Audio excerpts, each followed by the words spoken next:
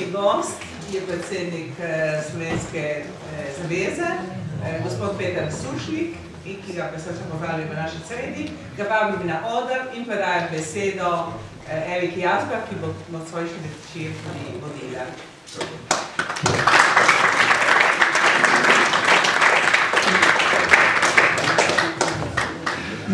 Hvala lepa za ta uvod in za srčen pozdrav.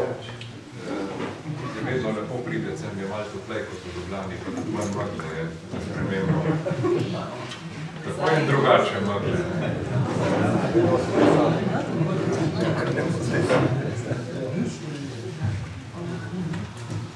Dober večer tudi v mojem imenu.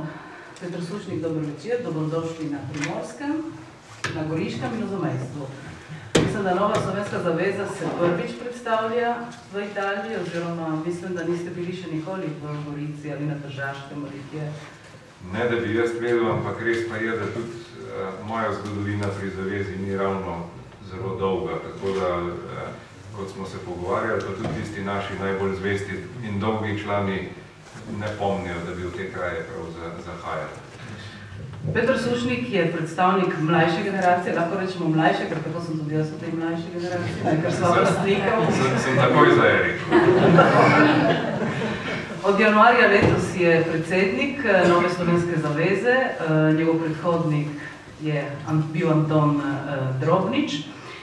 Peter Sušnik ima tehnično izobrazbo, odraščal je v Avstraliji, rodil se je v Sloveniji, ampak potem družina je emigrirala v Avstralijo in po demokratizaciji oziroma osamosvojitvi Slovenije so se vrnili v matično domovino.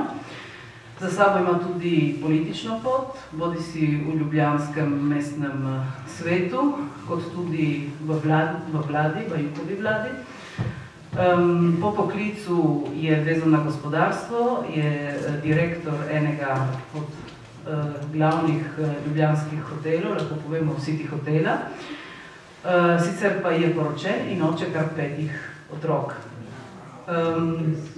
Na današnjem večeru, ki je za naše primorske polje nekoliko neobičajen zaradi gosta in zaradi vsebin, bomo spregovorili o vsebinah in delovanju Nove Slovenske zaveze, o tem, kako deluje, katere so vsebine in kako te vsebine, ki so zaenkrat še nerazčiščene, težijo slovensko družbo. Petra Sušnika sem jaz posredno spoznala spomladi, letos spomladi, mislim, da je bilo aprila, ko sem gledala eno okroglo mizo, ki je bila na RTV Slovenija, ki si jo sooblikoval s predstavnikom Zveze borcev, mislim, da je bil Klavora, če se ne motim, in z zgodovinarjem Dolinarjem, in takrat me je zelo prepričal njegov jasen, neposreden in tudi suveren nastop. Zato smo bili vsi mnenja, da bi bilo nujno, da bi bil gost tu pod našimi lipami. Zato, da se tudi pri nas, kako bi rekla, nekoliko omilijo neki klišeji, neki tabuji, ki pestijo tudi našo družbo, našo kulturo in našo zavest. Zato se ti zahvaljujem, da si vzel čas za nas, da si prišel v Gorico in da boš sooblikoval ta naš večer. Naj pogovor pa bi začela prav pri temeljih. Nova Slovenska zaveza. Povej nam najprej, kaj je Slovenska zaveza bila in zakaj Nova Slovenska zaveza? Slovenska zaveza je bila oblikovana kmalu po začetku vojske leta 1941 oziroma delovala je potem predvsem v letu 1942. Bila je oblikovana kot združenje vseh protirevolucionarnih sil, demokratičnih sil, ki so v takratni Jugoslaviji na področju Slovenije delovale, predvsem politične stranke, in skušala je na nek način organizirati tisto, česar ni bilo, to pa je neko vlado. Ta Slovenska zaveza je izključila Osvobodilno fronto oziroma sploh ni priznavala odpora, ki naj bi bil organiziran strani komunistov, predvsem zaradi predvojnih izkušenj s komunisti, ki so bili itak prepovedana politična stranka in tudi vrednote niso bile deljene. V Slovenski zavezi se je skušalo na teh demokratičnih principih oblikovati neko enotno fronto, na osnovi katere bi lahko bili tudi oborožen boj z legitimnostjo jugoslovanske takratne vlade v izgnanstvu. In ta oborožen boj bi se bil definitivno proti okupatorjem, skratka proti Italijanom v Ljubljanski pokrajini in proti Nemcem kasneje na Štajerskem delu, kjer so bile razmere večkrat drugačne. Skozi to delovanje je Slovenska zaveza imela plemenit cilj in kot se spodobi za vsake plemenite cilje izjemne težave pri uresničevanju. In Slovenska zaveza je postala kasneje žrtev medsebojnih frakcijskih bojev in obračunov med tistimi, ki so bili nosilci ali pa naj bi bili nosilci oblasti in na ta način je potem tudi počasi zamrla in zgubila primat v boju proti okupatorju, delno tudi zaradi neodločenosti nekaterih vidnejših politikov. Delno je temu pripisati to, da so ključni politiki bili žrtve likvidacije v Ljubljani od leta 1941 do 1942 je padlo preko 1000 ljudi in v tem obdobju je tajna policija oziroma temna strana, kot bi se imenovalo kasneje znan kot VOS, kot vojaška obveščevalna služba, likvidirala ključne nosilce, ki so jih nekako označili kot najpomembnejše v tem organiziranem boju. Vemo, da je padel Ehrlich, vemo, da so padli drugi potem po spisku in skratka na ta način se je obglavilo ali pa če uporabim en grozni izraz, oduzelo kakršnokoli možnost operativne sposobnosti Slovenski zavezi in pa oboroženemu boju strani teh demokratičnih protirevolucionarnih sil. Nova Slovenska zaveza je nastala na temeljih tega spoznanja, da je potrebno demokratične sile ponovno združiti, ponovno spodbuditi k enotnemu delovanju v Sloveniji. Zaveza je nastala tudi zato, ker je v osnovi društvo sprejelo 4 temeljne zaveze za svoje delovanje. In te zaveze obstajajo še danes, ker jih je zelo malo uresničenih. Prva zaveza je pričevanje o tem, kaj se je dejansko od leta 1941 do 1945 dogajalo. Vemo, da je bil ta del zgodovine zamolčan. Vemo, da tudi tisti, ki so bili najbolj prizadeti in so preživeli kot sorodniki, niso smeli javno žalovati, niso smeli izraziti, niti niso smeli sprašvati, kaj se je pravzaprav dogodilo. Slutili so, potrditve nikoli uradno ni bilo.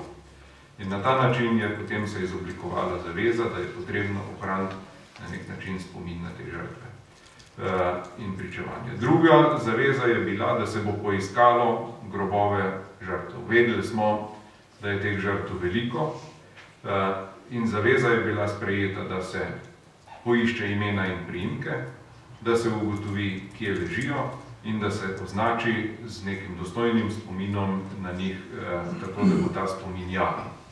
Projekt tega je bilo pravzaprav raziskovanje množičnih grobišč, najprej na amaterski ravni, še v zadnjem času je to dobilo profesionalni zagon.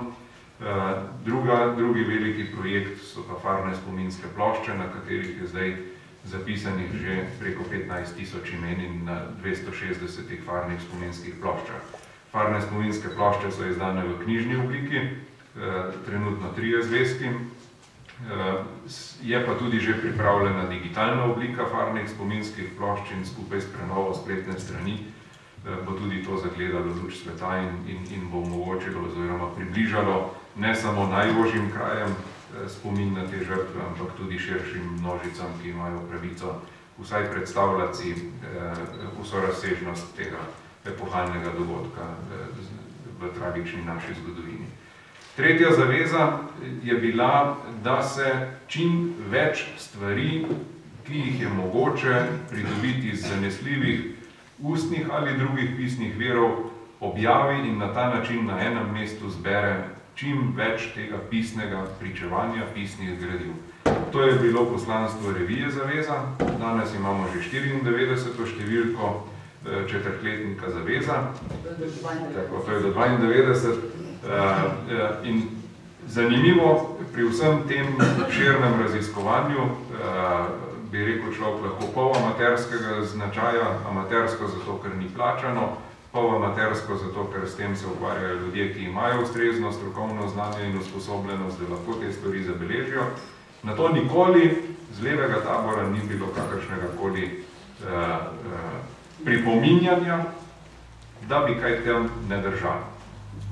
Skratka, mi to jemljemo kot verodostojen usten zapis ali pa pisen zapis ustnega pričevanja, kaj se je zgodilo. Ali, kot pravi naš kolega gospod Jan Tomaček, kako se je začelo, kot ena izmed ključnih pravil. Četrta zaveza, ki smo jo pa sprejeli in jo še skušamo uresničevati, pa je, da nadaljujemo tradicijo predvojnega političnega delovanja in na ta način vplivamo na demokratične stranke, gibanja, akterje, posameznike, ki v Sloveniji še so, da se skuša zavest o tem, da je potrebna jasna desna politika, tudi danes ohrani. In vemo, da slovenski problem je, da na levi strani delajo po diktatu, mi smo pa demokracijo vzeli tako zares, da jo sami na sebi najbolj izvajamo in se kregamo na desni strani.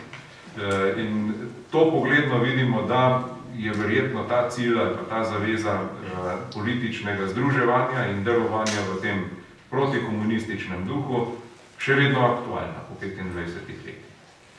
Nova slovenska zaveza je nastala leta 1991 ob demokratizaciji.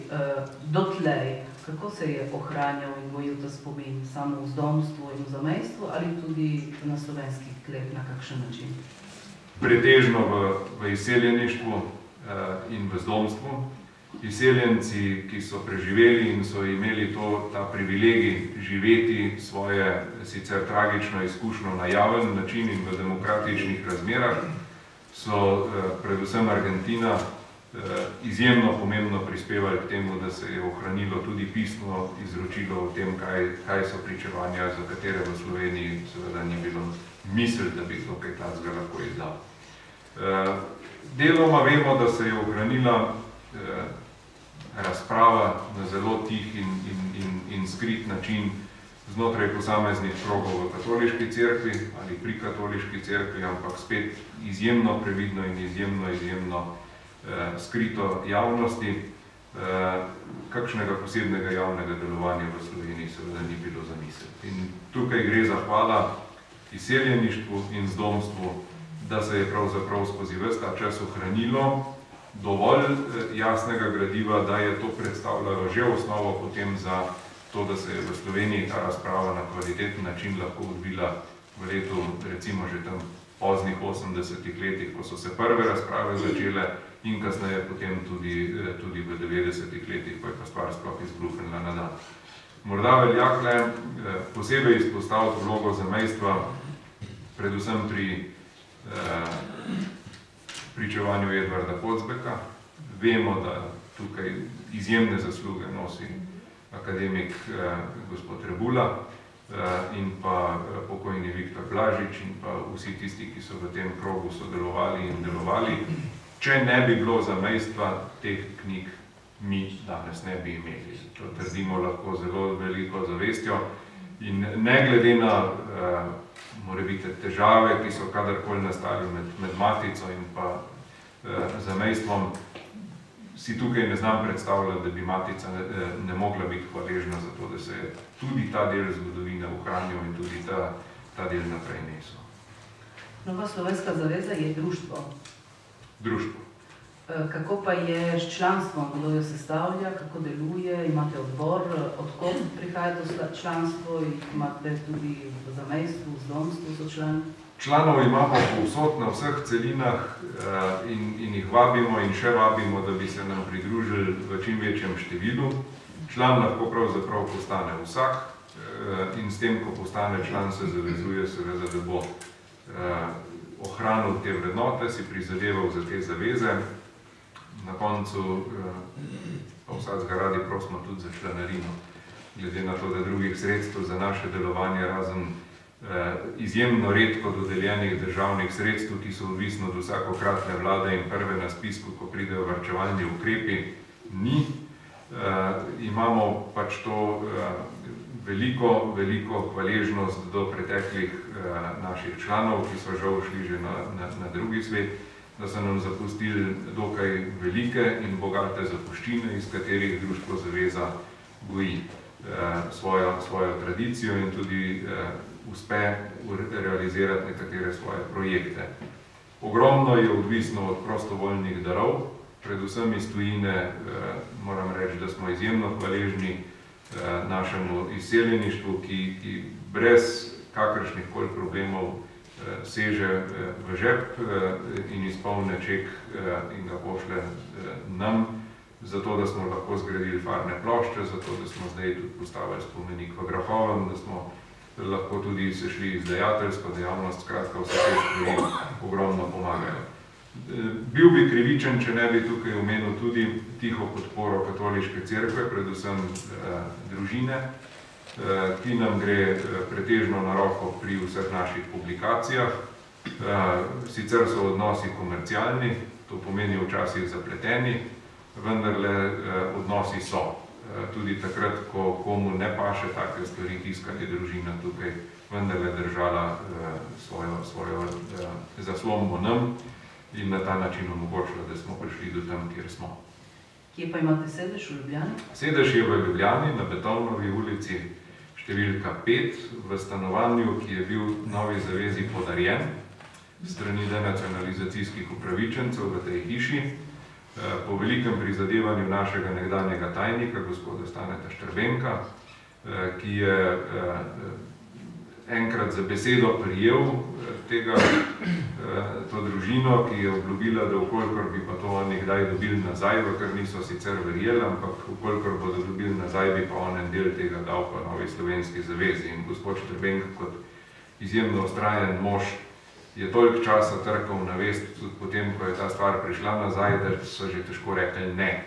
Skratka, zdaj imamo v lasti eno zelo lepo nekdanje stanovanje meščansko na Betovnovi, tam vizavi ustavnega sodišča, ki nam lepo služi za to, da se sestajamo na sejah upravnega odbora. Tam je tudi kompletni logistični center za našo zavezo, ki ga potem pridno naše prostovoljke in prostovoljci pakirajo, naslavljajo, razpošiljajo. Skratka, tam je tudi eno tako, bi človek rekel, družabno življenje izven tiste žalosti, ki sicer je prisotna na teh naših večjih druženjih.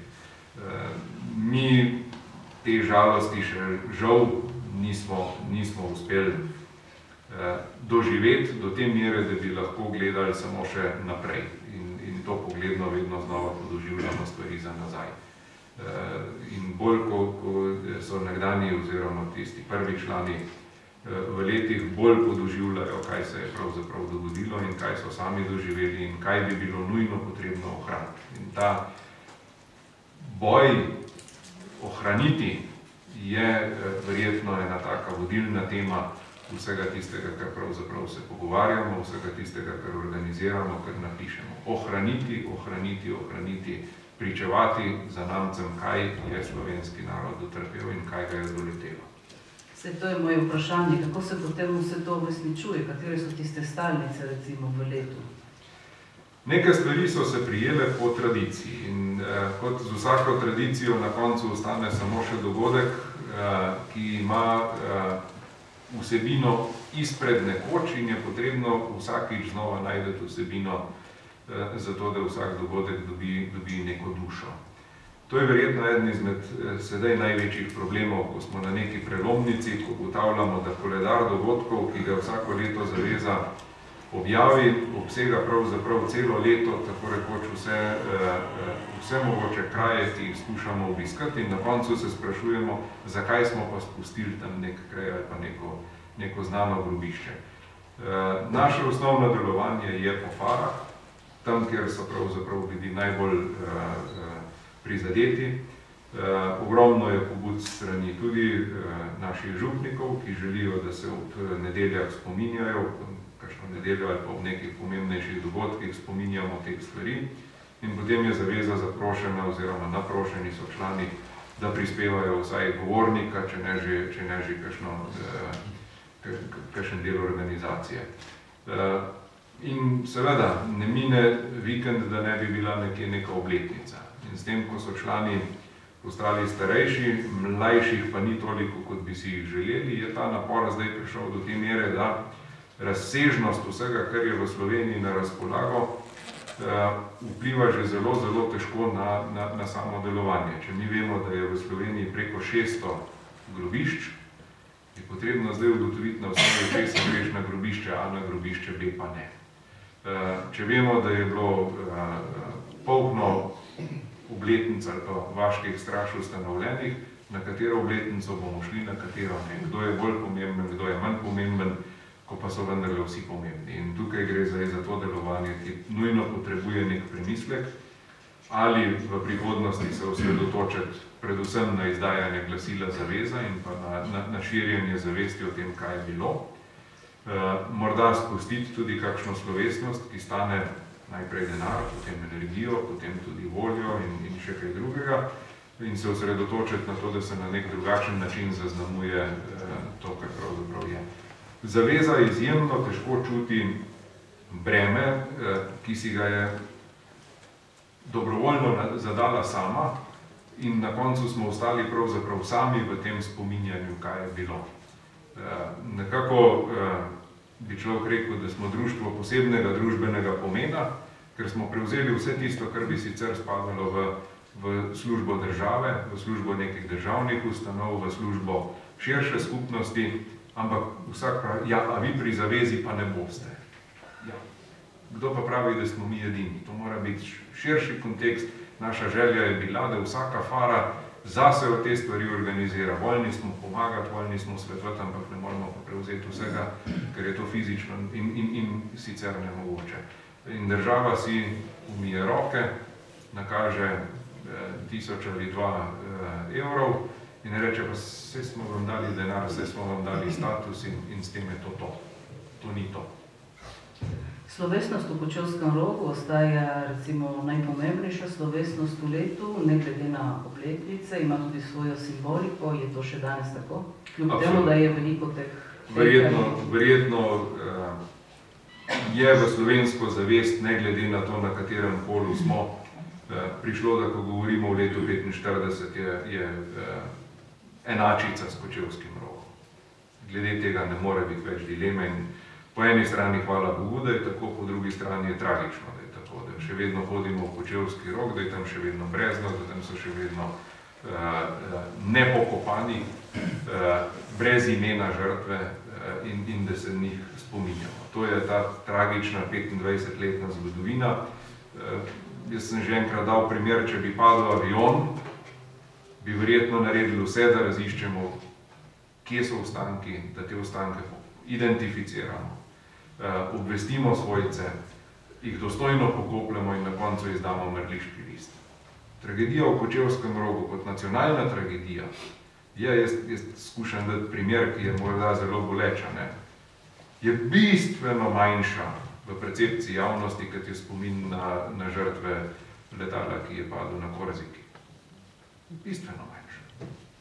Tukaj gre za to razsežnost tragike, ki nas je zadela, da pravzaprav mrtvi in mrtvi zaslužijo enako obravnavo in Kočevski Rog kot tak nas pravzaprav vsako leto znova spominja, da imamo nek dolg do tistih, ki so tam, da ugotovimo in da jim damo končno mir, da jim damo dostojno pokopališče, ki ne bo sredi gozda, do katerega je nemogoče priti, na katerem je pravzaprav vsakič znova potrebno postaviti neke začasne objekte in na koncu se v tem poslovimo in gremo.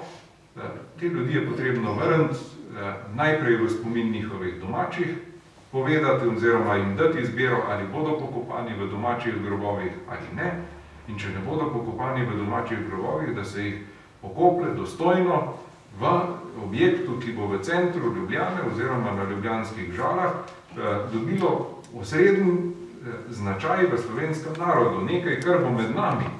Najlažje je v Kočevskem Rogu nekaj pustiti, kar je daleč od srca, daleč od oči, daleč od zavesti, daleč od vsega.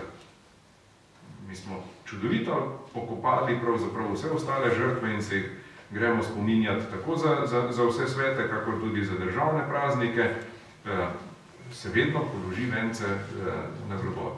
V Kočevski Rog je pa že nekaj na strani. In ta stvar, dokler ni v zavesti, ni med nami. in ta problem ne bo rešen.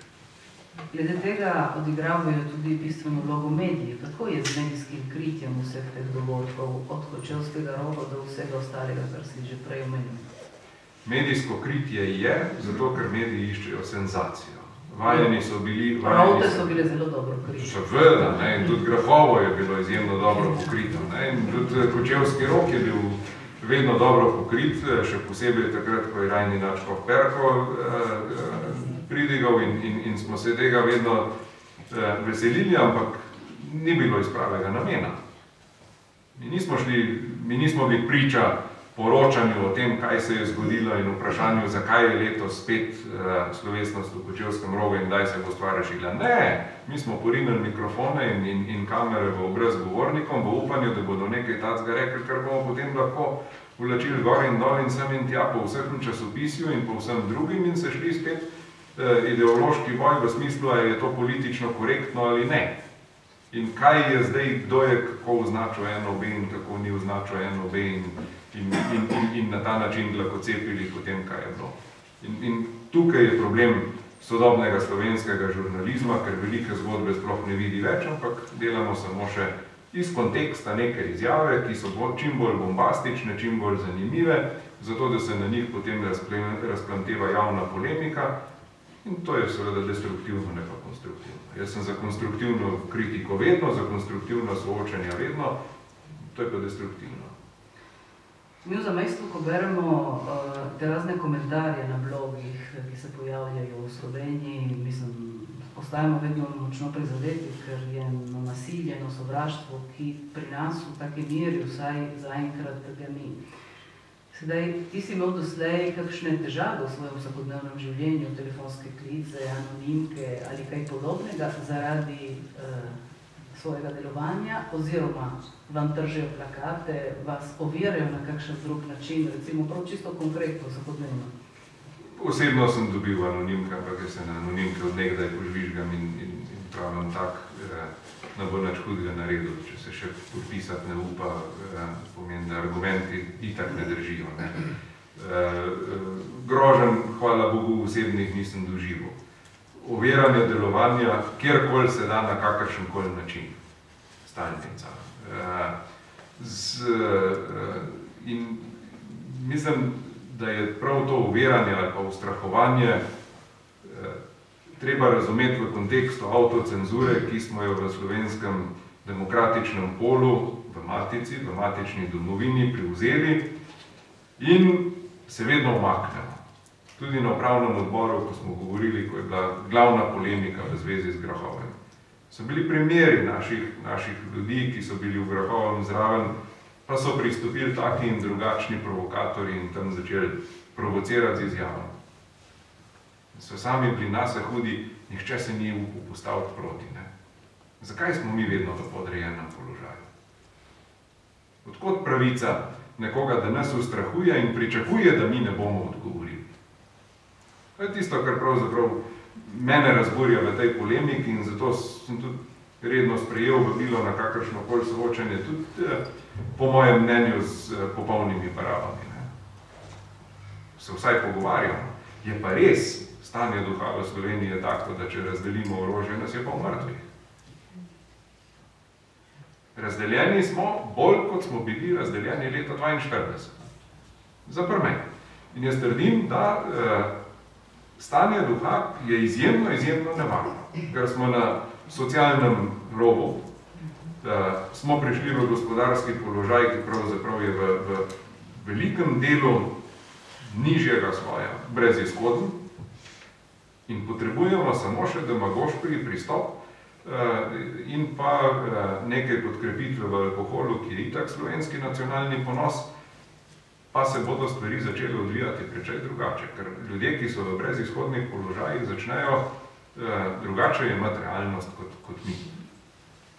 In na ta način se jaz zelo bojim, da s tem, ko dialoga ni, ko ga odklanjajo, to je bil tudi poskus letos vašega rojaka po geografskem poreklu in sedaj predsednika države, ki mu moramo dobro šteti, ne glede na vse ostalo. Mu moramo dobro šteti, da je spoznal, da stvar je pa zelo resna. In da se lahko pogledamo v grafove in tudi če spustimo cevi, če bo šla stvar tako daleč. In je želel spodbuditi dialog, pa so pa Zveza borcev odklonili.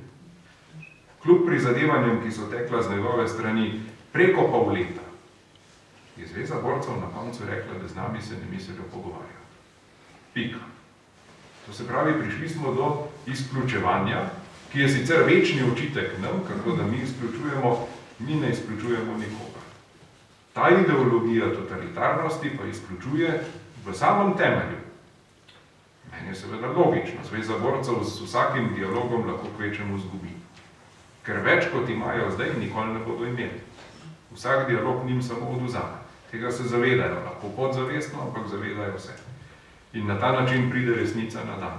Ker ko zmanjka argumentov, ostane samo še moč. Imajo moč denarja, imajo moč medijev, imajo moč totalitarne zgodovinske vzgoje, imajo moč družbeno sprejetega nauka in imajo tudi moč, da pravzaprav dialog odklonijo in na ta način ostanemo sami in se pogovarjamo sami s seboj. To je strahotna moč, ki je pa zelo nevarna. Torej, Zvezo borcev se srečujete samo na televiziji? Se ne. Na televiziji pa še to enkrat sam, mislim dvakrat. Ta prvič je, zdaj pravijo rezultat je 1:1.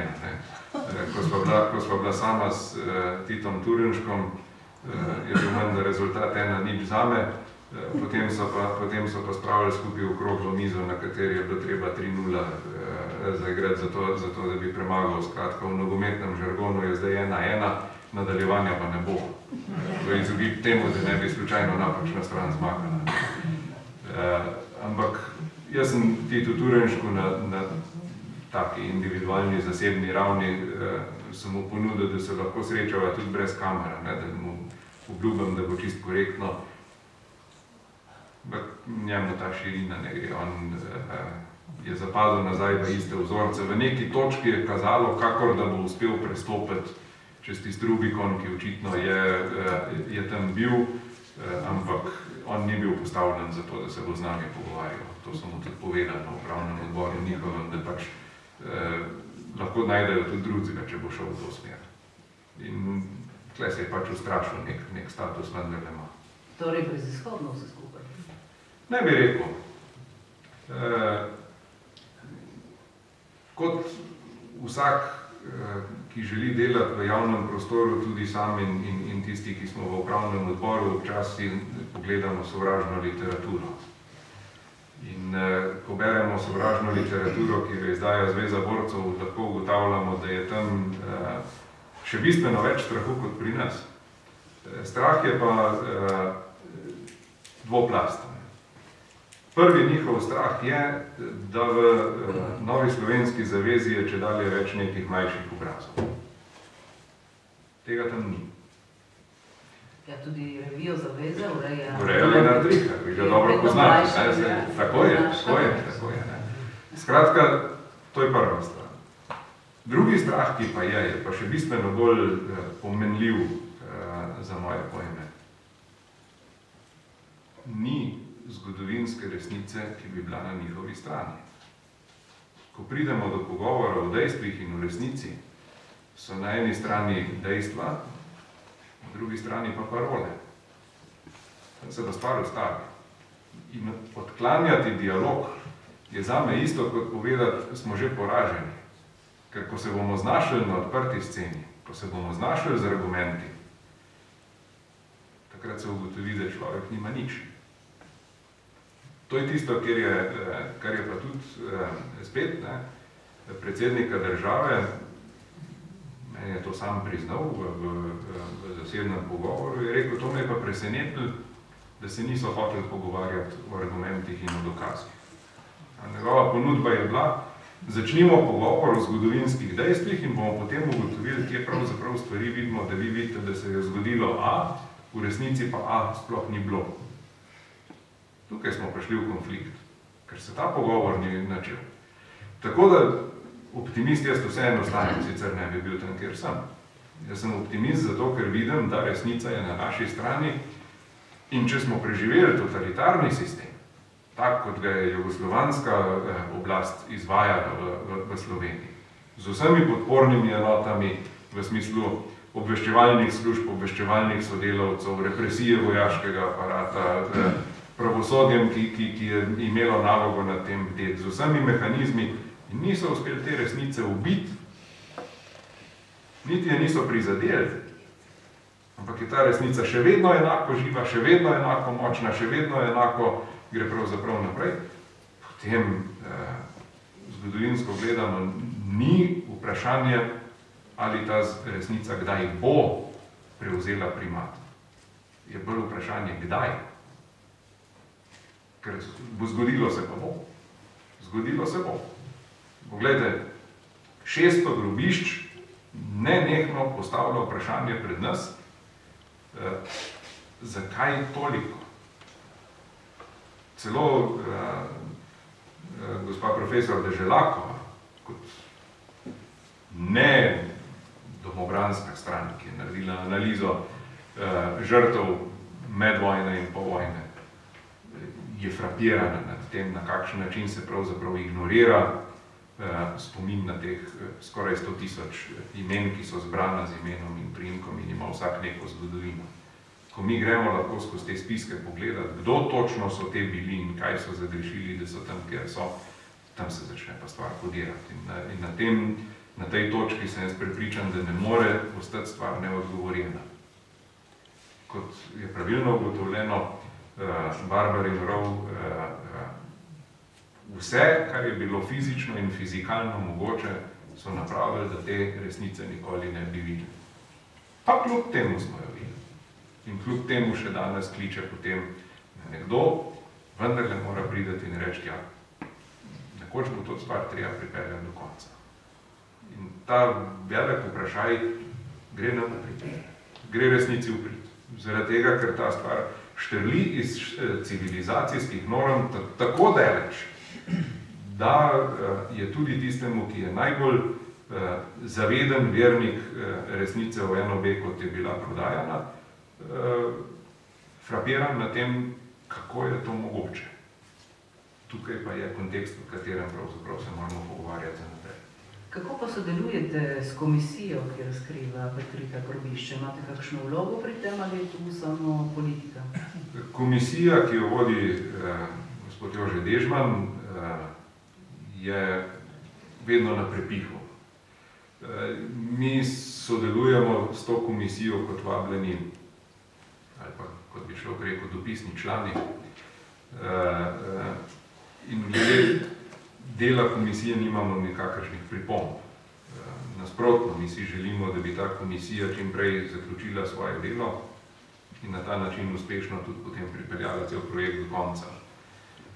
Ampak spet gre za tipično slovensko zgodbo. Ustanoviš komisijo, ki je načeloma tam, da stvar reši, ki nima ne denarja, ne ljudi, ne pristojnosti in zdaj ne nekaj reši.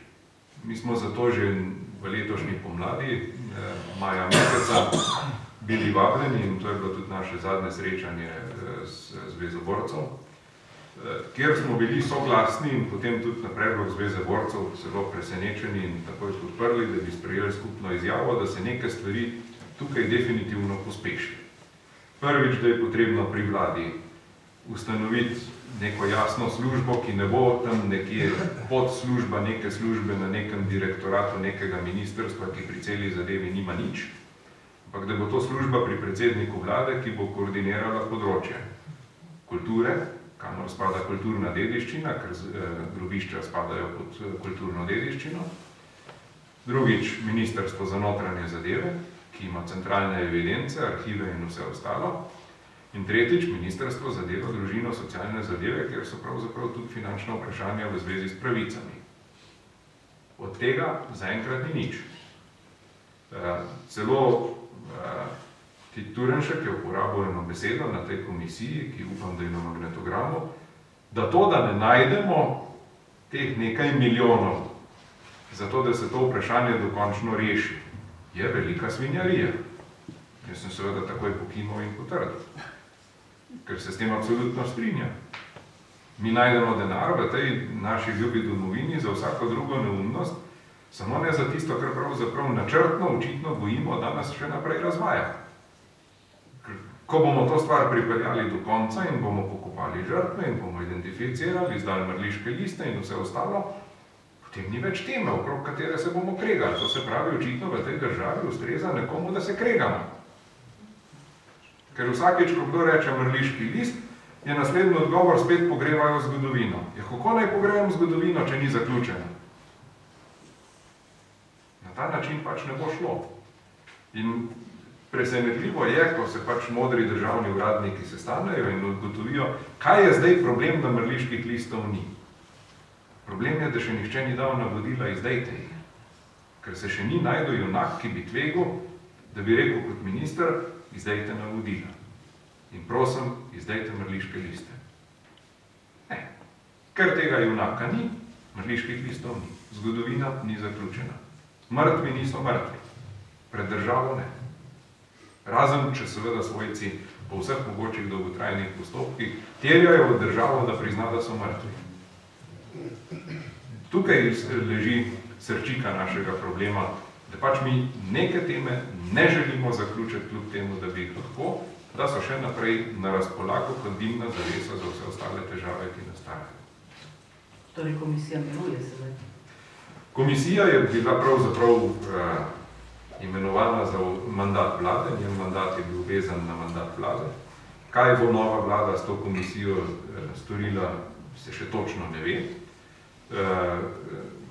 Celo Zveza borcev je s stisnjenimi zobmi povedala, da so oni za to, da ta komisija v takem obsegu ostane. Tudi pod vodstvom gospoda Dežmana, čeprav jih moti, da je gospod Dežman občasno paradiral v narodni noši.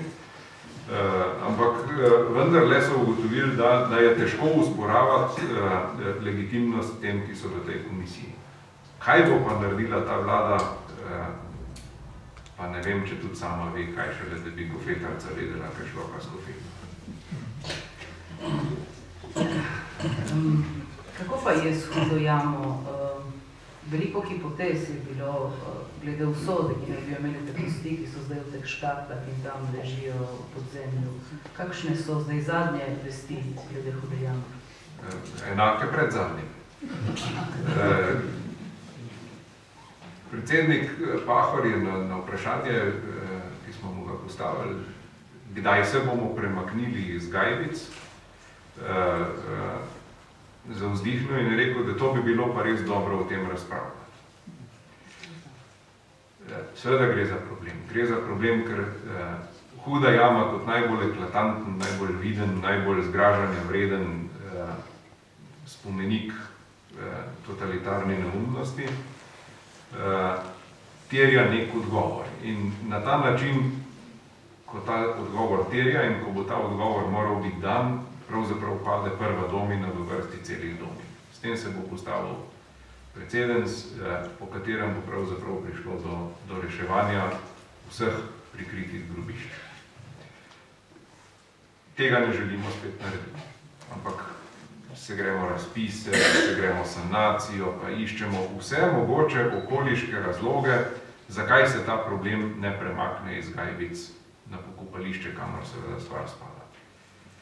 Delno je treba biti iskren in priznati, da tudi na področju tako imenovane slovenske desnice ni enotnega odgovora na vprašanje, kaj pa zdaj.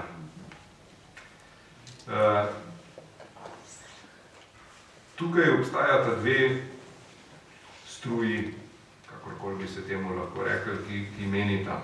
Prvič, da je potrebno pokopališča urediti tam, kjer so pač že trupla.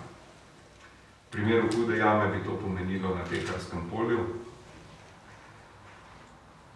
Ta stvar je problematična z več vidikov. Prvi vidik je to, da na smetišče pač ne moreš pelati tistega, kar je bilo zakopano in kar so človeške žrtve. Totalitarna zgodovina je pač razvrednotila vse te kraje do popolnega absurda. In ne moramo pristati na to logiko, da zdaj bomo pa ta absurd nadaljevali. Moje osebno mnenje je, da najprej je potrebno vse ostanke identificirati, če se le da. Ali vsaj tako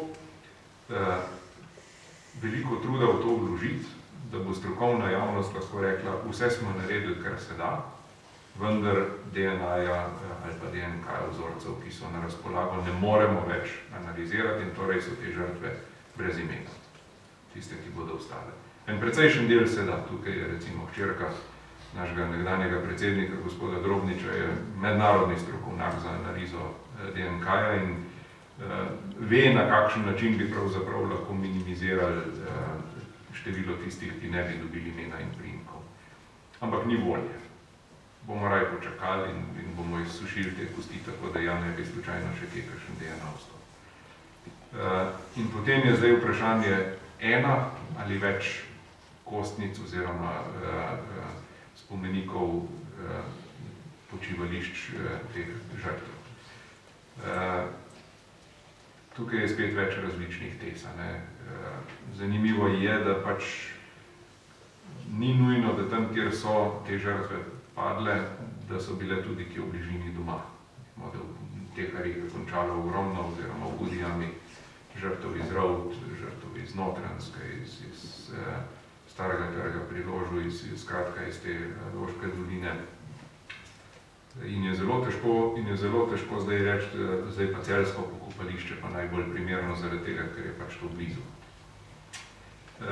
Gre za težko vprašanje. Nedvomno ni nekaj, kar bi zamahnil in rekel, to je jasno, to je belo, to pa ni belo. In v tem vprašanju smo mi želeli spodbuditi predsednika države, da bi sklical najbolj odgovorne in da se pogovorimo za zaprtimi vrati, kaj kdo pravzaprav meni. Ker zaenkrat sploh še nismo soočili teh mnenj, ne na desni, ne na levi, ne na vsem ostalim. Vsi vemo, da je problem in predstavljamo si, da bo nekje nekdo priletel z neba in povedal, da rešitev je pa taka in potem bomo vsi zaploskali. To se ne bo zgodilo.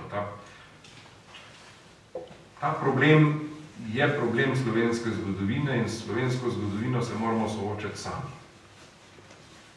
Nihče drug, ne v Bruslu, ne v Washingtonu, ne v Beogradu, ne v Moskvi se ne bo soočil z zgodovino namesto nas.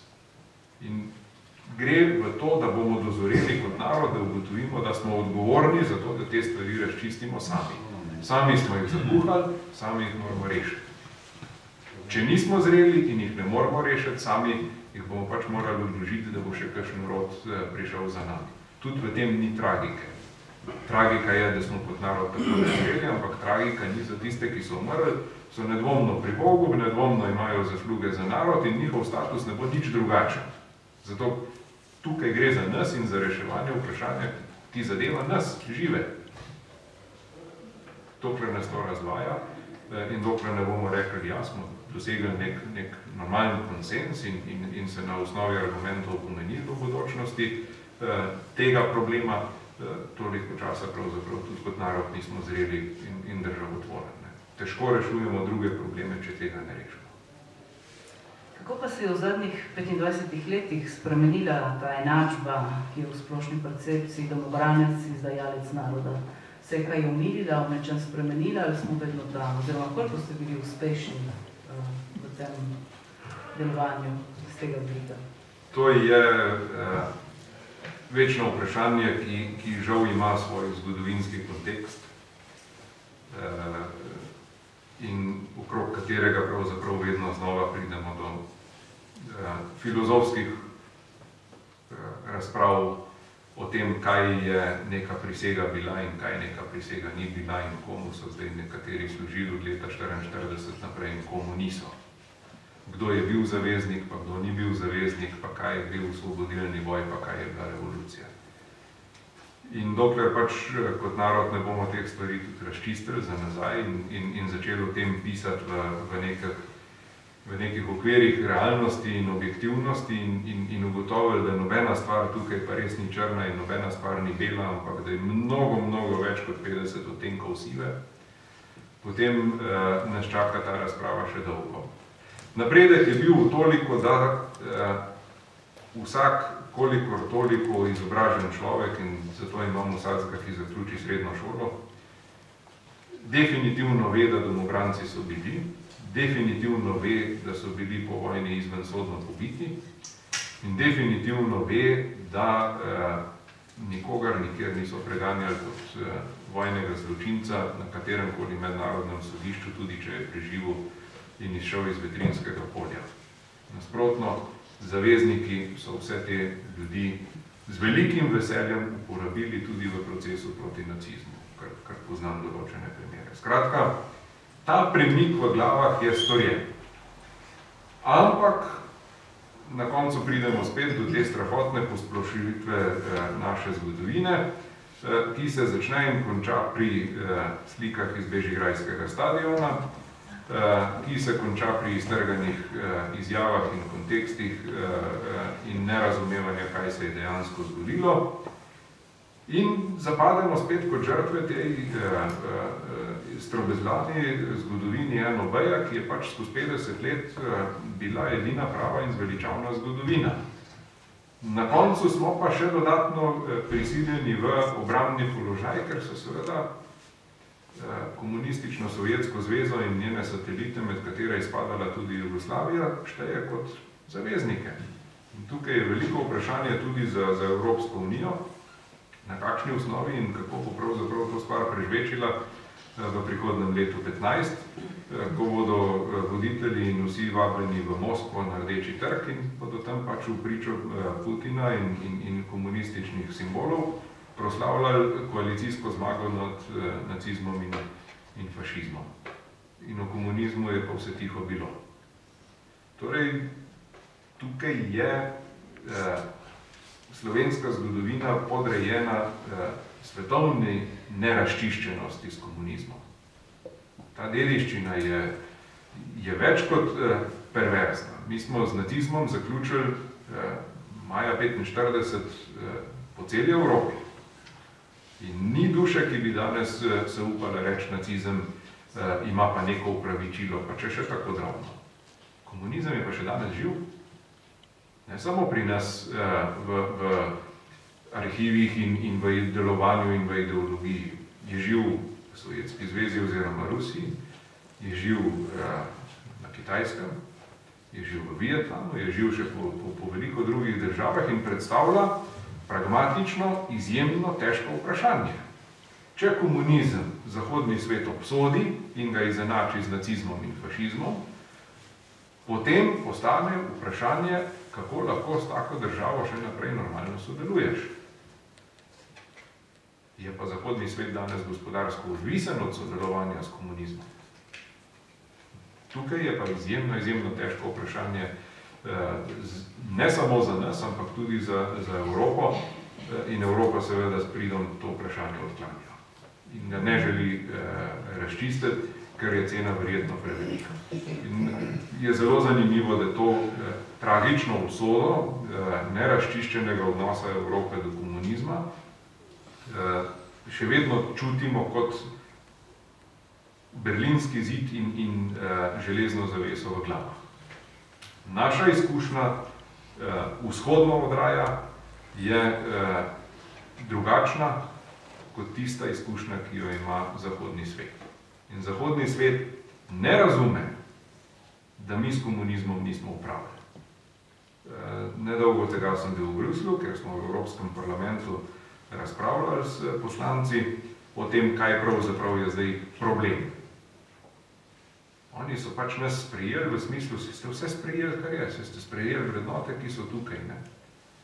Pojavlja se pa problem zaradi tega, ker dediščina obračuna s totalitarnimi sistemi prihaja počasi po kapljicah do Evropskega sodišča, kjer se iz ene ali iz druge strani primeri pojavljajo pred evropskimi sodniki in zahtevajo opredelitev do komunizma.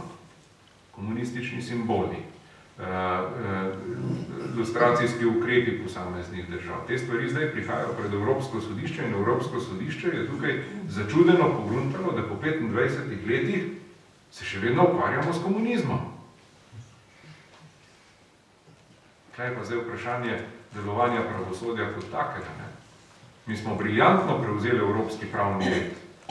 Ampak prevzeli smo ga šele v tisti točki, ko smo že zabetonirali vse, kar je pravzaprav dediščine komunizma bilo po letu 90, ker ni bilo v večini državne lustracije, je danes pravzaprav izvzemši redkih izjem, in te redke izjeme so Poljska, Latvija, Estonija in pa delno Madžarska, vsi drugi imamo pa še vedno pravka z istimi zadevami. Komunizem v vseh svojih različnih oblikah je nekako na vladi ali pa pri vladi in dirigira javno politiko. Tisto, kar smo mislili, da se ne bo zgodilo, se je zgodilo na Češkem, se je zgodilo na Slovaškem, se dogaja v Romuniji, v Bolgariji, se dogaja v Litvi. Skratka, cela kupica teh problemov. Na ta način pravzaprav nimamo sogovornikov na zahodni strani, ker vsi nas gledajo, ste ja člani Evropske unije, kje pa je težava? Seveda, oni so živeli v svobodi 45 let, mi pa ne. In nihče od nas ni zahteval v procesu vključevanja v Evropsko unijo, da se mi zdaj neki dediščini odpovemo. To sploh ni bilo na dnevnem redu. Ne tako, ne drugače, ne skozi drobni tisk. Kako ste povezani s sorodnimi organizacijami vzhodne Evrope ali pa tudi zahodne Evrope? Obstaja eno zanimivo združenje, spet kot društvo, platforma Evropskega spomina in sprave. V njo je zdaj včlanjenih 50 organizacij iz pretežno vzhodne Evrope in ta organizacija pod vodstvom nekdanjega švedskega politika, dr. Jerana Lindblada, sedežem v Pragi, nekje združuje te skupne probleme, ki izhajajo iz posameznih komunističnih držav. En problem je odnos do arhivov, drug problem je odnos do ilustracije, tretji problem je rehabilitacija žrtev, živečih in umrlih, četrti problem je socialni status, skratka ukvarjajo se z zelo podobnimi težavami kot se mi. In ključni problem vsega je, na kakšen način v evropsko zavest evropskih organov spraviti vprašanje odnosa do preteklosti in totalitarnih režimov. In nekaj luči je tam na koncu tunela z imenovanjem komisarja Tiborja Navračiča za to področje, ki hvala Bogu zelo dobro razume, kaj komunizem je, kako ta stvar gre in kot Madžar ima tudi zelo velike simpatije do tega, da je s temi zadevami treba enkrat razčistiti. Problem je, da drugi tako tudi tega ne vidijo. Evropska komisija ima bolj pomembne in manj probleme teme in ta spada tja na rep med manj pomembnimi. In kot tak izjemno močen lobby v Evropskem parlamentu je strani Rusije, ki obvladuje kapitalsko in drugače velik del evropskih poslancev. Velik del je problem v Evropi pragmatizem, ki je vodilna misel pravzaprav Evropske unije že od njenega nastanka dalje, da na vsak način je treba skleniti kompromis. Torej, kompromisu ne služi javna in jasna beseda. In tukaj smo pravzaprav na zelo trdnih temeljih in se ne delamo utvar, da bo zdaj pa Bruselj sprejel neko deklaracijo in potem na koncu bo vse rešeno. Še tiste deklaracije, ki jih je sprejel, raje ne pogleda, kako se izvršujejo. Ta del je pa tisti, ki nas prizadene, tudi zaradi obnašanja recimo temu krščanske demokracije kot Evropske ljudske stranke, ki ta problem odklanja iz dnevnega reda, zato da ne bi prihajalo do konflikta.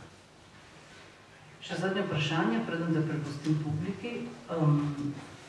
Vsaka pomembna obletnica in proslavljanje oziroma obeležitev te pomembne obletnice veliko pove tudi o stanju duha in dokot smo prišli in kaj se dogaja. Torej naslednje leto, ko bo okrogla obletnica, jo bomo obeležili v Sloveniji ločeno. Več kot očitno. Več kot očitno. Jaz sem prepričan, da 9. maja nas čaka triumfalna parada vseh tistih, ki so pač sebe prepoznali kot zaveznike leta 1945 in potem zmagovalce. In kot sem že rekel,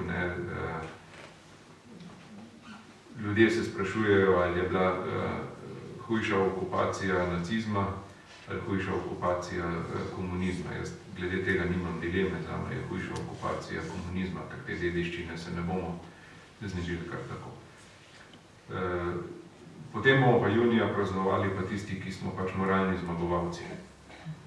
In Okoli tega se bomo pač morali poenotiti, da bosta verjetno tudi na naši strani dva različna dogodka. Prvi dogodek bo v Kočevskem rogu, kjer se bomo spomnili žrtv.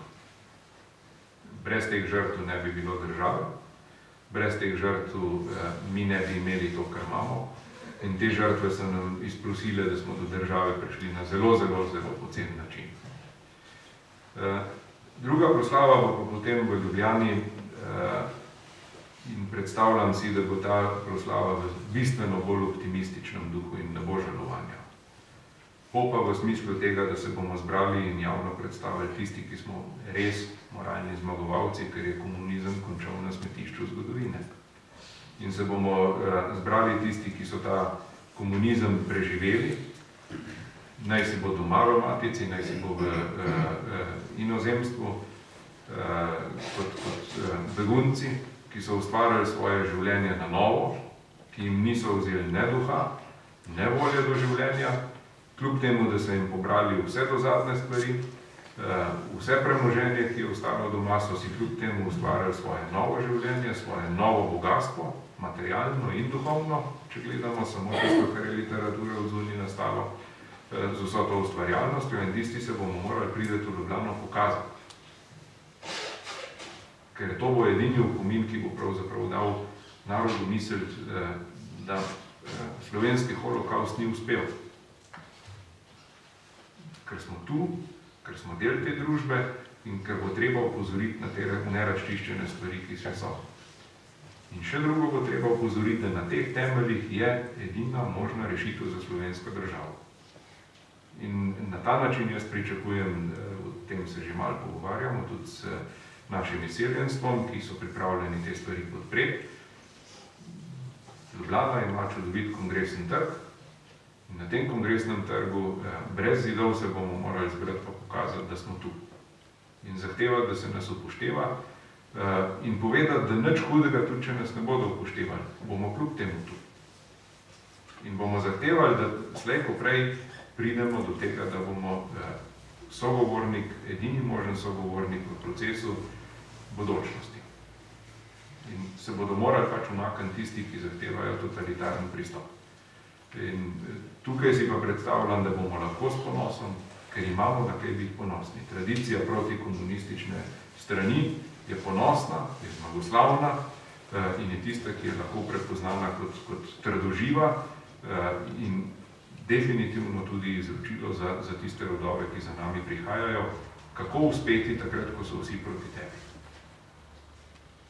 Mislim, da tukaj pa ni dileme, da leto 15 bo v znamenju te 70-letnice zelo mogočno in glede na vse, kar se trenutno odvija tudi v svetovni zgodovini, ni nobene stvari zauzeti za 100%. Tudi primat Moskve v tem proslavljanju, ker očitno imajo tudi tam določene probleme z zahodno kulturo, z zahodno civilizacijo in vprašanje, če ne bomo drugo leto priča neki bolj resni konfrontaciji, ki bo končno tudi temeljila na tem ideološkem obračunu s idejami preteklosti. Če vas povabijo 9. maja? Ne vem, kaj bom praznoval 9. maja. Jaz se resno sprašujem, kaj točno ne bi jaz kot Slovenec praznoval 9. maja. Zame je edino praznovanje, ki zahteva, da se vsak Slovenec udeleži, praznovanje 25. junija. Takrat smo prenehali biti del Socialistične federativne republike Jugoslavije. 9. maja je dan Evrope, to je res, ampak ta Evropa je prišla k nam kasneje, 1. maja. In se mi zdi, da ni razloga, da bi Slovenci obeležili 9. maj, ker takrat dejansko nimamo česa praznovati. Nismo se osvobodili, nismo postali demokratični, nimamo nič, kar bi nas danes povezovalo v pozitivnem smislu z 9. majem. Ničesar. Torej, zakaj praznovati 9. maj? Se pa sploh ne bojim, da bi me vabili.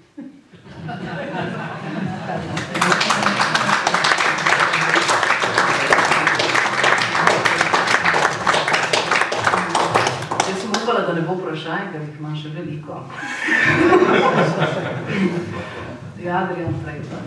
Ja, dobro večer. Me je malce presenetilo, ko ste omenili Kozbeka in njegovo delo, oziroma njegovo zaslugo za to, da so potem po vojni tisto, kar je bilo javna tajnost zledi dejansko vsi, ne? Govorim namreč o pokolu domobrancev, da ste omenil Rebulo in njegove zasluge, ki sicer... In pozabil na gospoda Pahorja. Ja, jaz sem sledil malce celoti zadevi, kako je nastajala in moram reči, da Rebula gotovo ima določen delež, ampak je bil pri nastajanju tiste brošure Kozbek sličevanja tistega časa, recimo, relativno marginalen, da je potem na koncu prevzel vse odgovornosti nas Pahor, nekaj bilo tudi največ treba. Sem naredil veliko krivico, ne glede na to, da je gospod Pahor je bil in je še večkrat gost v našem hotelu. Žal mu zamiram to, da je vedno gost Levice in v tem pogledu ga ne razumem najbolj, kako to, da pravzaprav se druži s takimi, ki zgodovinsko ne paše v isti kontekst, ampak tako velikemu človeku take stvari ne gre veliko zamerati, tako da moja zamera je zelo majhna in zelo skromna. In sem vedno vesel, kadar pride v Ljubljano in kadar najde. Večkrat smo ponudili, da bi pri nas tudi prespal, pa ga vleče sem v te kraje, tako da niti slučajno noče biti v Ljubljani več kot tisti nujni minimum. Je pa definitivno res, da gospod Pahor je imel ključno zaslugo tukaj, zato da je prišlo do tega ponatisa oziroma sploh do tega natiska in se globoko oproščam, da sem to ime spustil. Torej, nekaj vašem zanimivim posegu niste nikdar rabo besedo sprava, o katere se veliko govori, morda včasih je to prazna beseda, morda ne pomeni nič, ampak verjetno da nekaj pomeni. Da pride do sprave, je treba vedno biti v dveh. Se morate spraviti vsaj dva, drugače sprave ni. Vi ste rekli, da komunistična stran ne mara sodelovati z vami, torej ne dialogira z vami, ne sprejema vaših predlogov, vas ignorira, če sem prav razumel. Torej, kako ne pride do te sprave, če so taki pogoji? Torej, vi pravite, Osvobodilno fronto, partizani, komunisti, ko so zagrešili neverjetne poboje, 600 in več skupnih grobišč in to je vse res, to so dejstva, da so komunisti, partizani in Osvobodilna fronta zagrešili zločine proti človeštvu, bi rekel, je to očitno. Na drugi strani pa imamo domobranstvo. Torej, reči, da domobranstvo je brez greha, to je tudi nepošteno. To je nepošteno. Kajti, prvič, to, kar borci očitajo, domobranci so se povezali z okupatorjem, so kolaboracionisti. In to tudi drži. Ker so prijemili orožje od njih, so skupaj imeli skupno, so sodelovali vojaško in tako naprej. Ta argument gotovo drži. Da so tudi na domobranski strani naredili neke zločine nad ljudmi, ki so bili nedolžni, tudi to drži. Res poznam dva primera, torej jaz ne osebno, mislim, ampak tisti, ki mi je predvajala oseba, ki jaz sem zelo spoštoval, poštena oseba in tako. Torej, reč, mi imamo vse prav, drugi pa imajo vse, drugi pa so vsega krivi, vseh zločinov, vseh morij, vsega tega. Mi smo moralni zmagovalci, oni so recimo nemoralni zmagovalci, ne vem, kako bi definirali. Tako ne pridemo nikamor, verjetno, ne pridemo do sprave. Če bomo vsako ostali na svojem, vi ste zelo pošteno pokazal to situacijo, ampak mislim pa, da tukaj je potrebna neka večja odprtost na obeh straneh, če hočemo kaj doseči. Drugače do sprave, tako ne pride do sprave, če ni dialoga, če ni sodelovanja, politika se noče ukvarjati. Vsaka vlada izdela svoj program, že zadnje 2-3 vlade, reče, ja, preteklost, s tem se ne ukvarjali, s partizanstvo se ne ukvarjali, z domobranstvo se ne ukvarjali, in to je. Na drugi strani pa načrtujejo graditi en velik spomenik v Ljubljani, ki ne bi bil spomenik vsem žrtvam. In to bi to, ne vem, kaj to danes pomeni ta spomenik, recimo. In drugo, prej je omenil, da gospod Pahor, vlogo Kozbeka. Kako vi ocenjujete vlogo Kozbeka, prav v teh vojnih letih? Sprava, vsaj ko so mene pri verouku učili, se začne s iskrenim priznanjem in potem z iskrenim kesanjem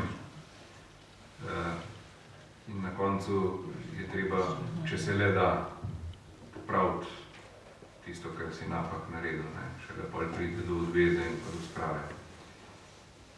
Nikoli nismo trdili, ne jaz, ne moji predhodniki na tem mestu v Novi slovenski zavezi, da bi domobranci bili čisti kot solza. Smo pa zato, da se vsak posamezen primer pogleda in smo ga pripravljeni prvi obsoditi vsako napačno ravnanje. To je kar zadeva eventualnih ali tudi dejanskih zločinov, ki so bili zagrešeni strani domobranske vojske. Kar zadeva sodelovanje z okupatorjem pri prevzemu orožja, je moje stališče, začnimo v letu 1941. In ugotovimo, zakaj so vzeli to orožje od okupatorja. To vprašanje je ključno. So ga vzeli zato, ker so hoteli biti del njegove vojske, ker so soglašali s cilji, ki jih je imel okupator. Na tej točki ne moremo pod nobenim pogojem priznati, da je šlo za kolaboracijo. Ker ni šlo. Ker v Šentjoštu vaška straža ni nastala zato, ker bi se mi prostovoljno pridružili italijanski vojski in šli v skupen napad proti partizanom. Ampak je nastala zato, ker se je pripravljal napad, ki naj bi likvidiral Šentjoščane. Napadali so cerkev, napadali so ključne ljudi, župana, ostale. In če gledamo skozi to zgodovino, in zato sem jaz treba pobudo, ko se bomo začeli pogovarjati o spravi, začnimo leta 1941, ugotovimo, kakšno je bilo stanje 6. aprila 1941, kdo je imel pravico, kdo je imel dolžnost kaj takrat organizirati in kdo je delal vse, da ja do te organizacije ne bi prišlo. Ker to ni bilo samo zaradi nesposobnosti takratnih desnih strank. Šlo je tudi zato, da se je aktivno vse naredil, da ja ne bi tukaj tega prišlo. Ko bomo s to razpravo prišli do kapitulacije Italije 1943, bomo pravzaprav že vse tisto povedali, kar je treba povedati. Ker domobranstvo, ki je nastalo potem po kapitulaciji Italije, pa ko bomo potegnili z arhivov vse tisto, kar je pravzaprav danes zabeleženo, zgodovinsko ohranjeno o vlogi in opisanju in o odnosu med nemško vojsko in pa domobranskimi poveljniki in pa domobransko vojsko kot tako, bomo objektivno lahko ocenili, ali je šlo za kolaboracijo ali ne. Na drugi strani je treba tudi pogledati kolaboracijo med partizansko vojsko in pa Italijani, ki je bila bistveno hujša, glede na moralo, ki jo pravzaprav zagovarja danes Zveza borcev oziroma tisti, ki zagovarjajo stališče tega. Tam pa razlogov, čeprav razumemo, za to kolaboracijo ni bilo, razen kot sredstvo za revolucijo. Ni bilo. In na tej točki se bomo morali najprej najti. Ko se bomo tukaj najdeli, potem sprava pride sama po sebi. Sprava bo dosežena takrat, pri nas in pri Evropi, ko bomo gledali na vse te stvari enotno. Tako kot gledamo na fašizem enotno, tako kot gledamo na nacizem enotno, ko bomo imeli izoblikovano enotno stališče brez iskanja opravičil tudi za komunizem. Takrat bo sprava dosežena, dejansko.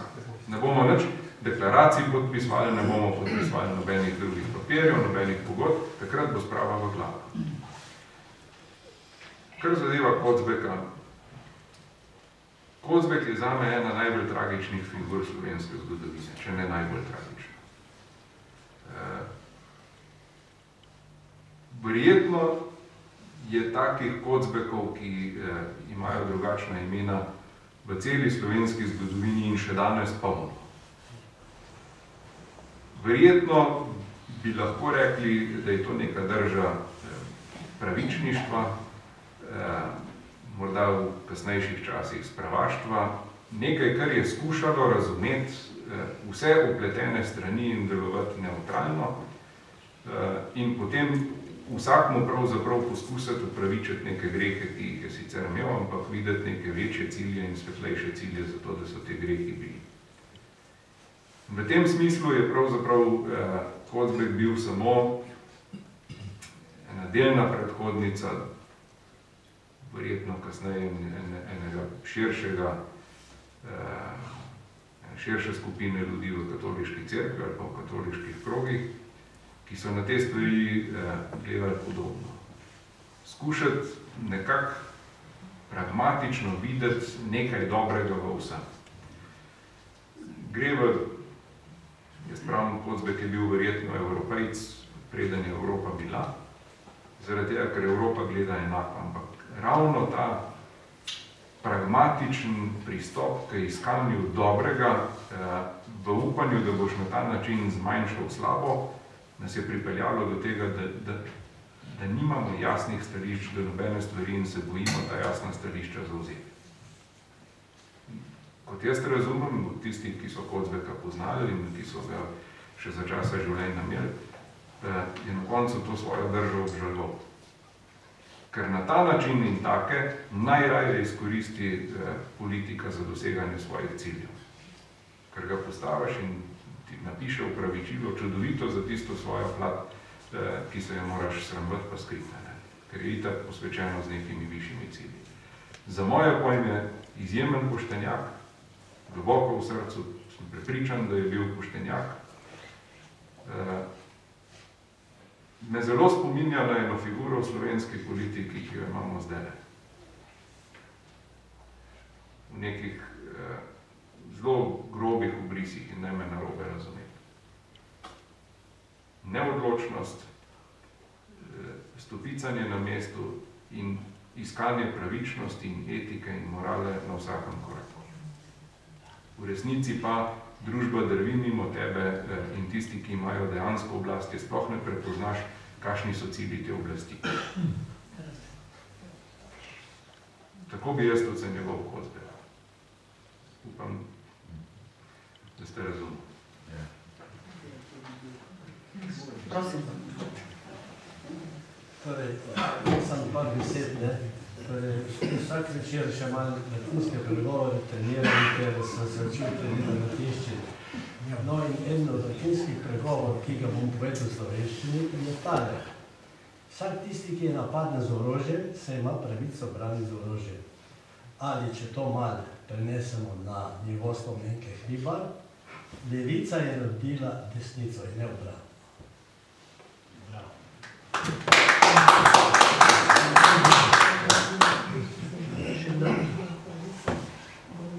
Prosim.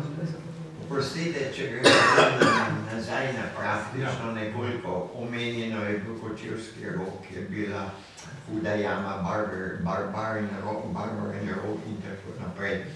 Ampak to so sama brezna, ne pa, oprostite, Kočevski rok ali pa recimo Trnovska planota, ki so brezna. V te brezno je nametana zemlja in tako naprej, da ni prihajalo nič na dan.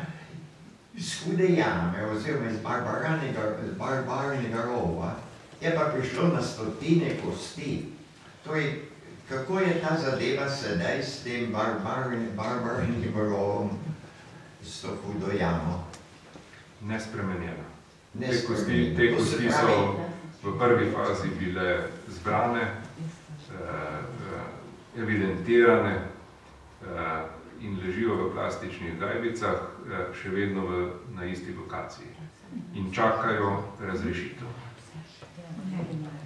To pogledno je to vprašanje, jaz pravim, eklatantno vprašanje slovenskega odnosa do svoje zgodovine.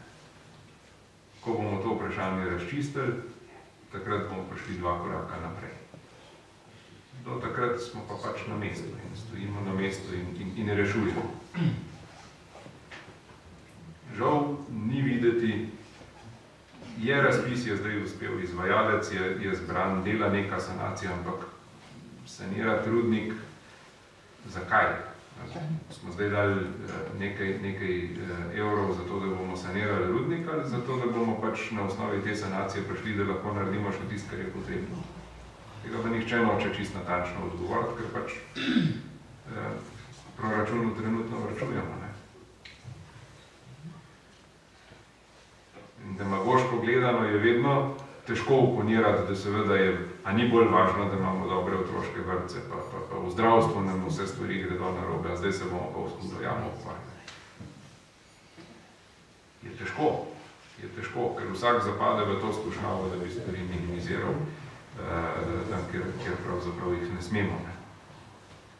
Problemi na vseh drugih področjih izvirajo iz tega problema. Kakorkoli naredimo cel obrat, pridemo spet nazaj na izhodišče in se znajdemo tam, ker ne znamo to stvar razčistiti, ne znamo tudi razčistiti, ne znamo. Še kdo? Lahko samo na kratko vprašanje. Mi ne uspeli novih vprašanj. Kako ocenjujete spomenike, ki jih postavljamo tukaj na Primorskem, na naši strani? Tukaj mi imamo vsake zaselke, vsake vasi, vsake imamo spomenik, padli v druge svetovne vojne, oziroma svobodilne fronte in padli in civilni žrtvi in tako naprej. Vsi spomeniki, razen par primerov, Števarjan in Dorin. vsi imajo rdečo zvezdo. Vsi imajo rdečo zvezdo. Ja, 3 na 50 verjetno. Jaz, ko smo bili, ko so postavili spomenik v Štandrežu, pa tukaj južno stolice, jaz sem bil v tistem odboru za spomenik, da se postavi spomenik. Zadnji 2 dni pred ko je bila otvoritev napovedana, so predstavniki Ampija, to je Združenje borcev, rekli, postavimo zvezdo v Dešo gor.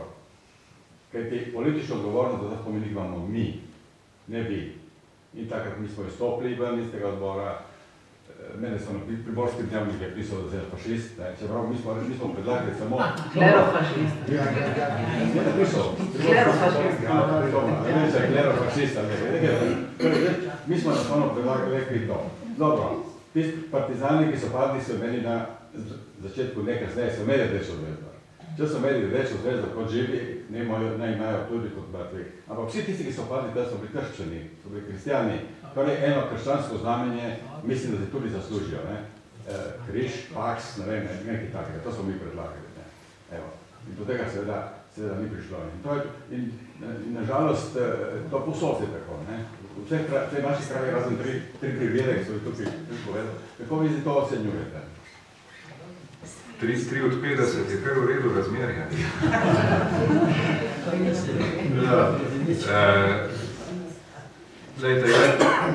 Nisem za to, da se spomenike podira, ruši ali kakorkoli drugače spreminja. Sem za to, da spomeniki dobijo ustrezno notacijo zraven, kdaj so bili postavljeni, pa zakaj je tako postavljen, kot je. Vedno pravim, dajte povedati, naj avtor spomenika pojasni estetsko ali pa zasnovo vsebinsko, ki ga je vodila, da je pač spomenik tak, kot je. Spomeniki so dobri pričevalci, spomeniki gor, spomeniki dol, to so se šli totalitarizmi in mi smo demokrati. Da ima vsak svoj spomenik, naj tam pač ima pravico na njem videti, karkoli je. Gre za drugo vprašanje, ki bi mene bistveno bolj zabolelo. V osnovi česa je pravzaprav komunistična simbolika upravičeno segla preko meja današnje države Slovenije. Nazadnje, mislim, da komunisti edino bitko, ki so izgubili, je bila za Trst pa za Gorico. Na osnovi česa se pol čuti nekdo poklican, da komunistične simbole na tej strani meje da pa. So bili poraženci, ne? Zgodovinsko gledano smo mi izgubili ozemlje zaradi komunizma, seveda nismo izgubili, zato ker bi padlo v vojni ali kakorkoli. Ta del smo izgubili samo zaradi tega. Ampak ta del meni ni bil nikoli jasen. Sem pa proti temu, da se spomenike podira. Jaz bi bil zelo nesrečen, če bi uspela pobuda za podariti spomenik revolucije v Ljubljani. Že tako poslušamo, da revolucije ni bilo. Še dobro, da je spomenik ostal, kako nekaj piše.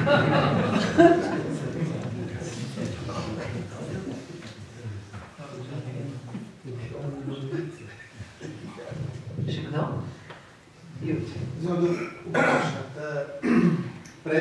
V času, ko se je pripravljalo na slovensko samosvojitev in razprava, ki je bila, da je prišlo do slovenske pomladi in oziroma do ene odprtosti, v kateri se je tudi govorilo o spravi oziroma so prišle na dan več podatkov od tega, kaj se je dogajalo med vojno in nekako se je tista uradna zgodovina podrla. Je bil en trenutek, ko bi se lahko naredilo en korak več, da ne bi bilo danes te delitve duha, ki ga vidimo in recimo je kot ena možnost, ki se je potem smo jo takrat zapravili kot Slovenci, je bila takrat kakšen trenutek, kjer bi lahko se obrnilo drugače, da bi bili lahko drugačni čas oziroma drugačno vzdušje v Sloveniji.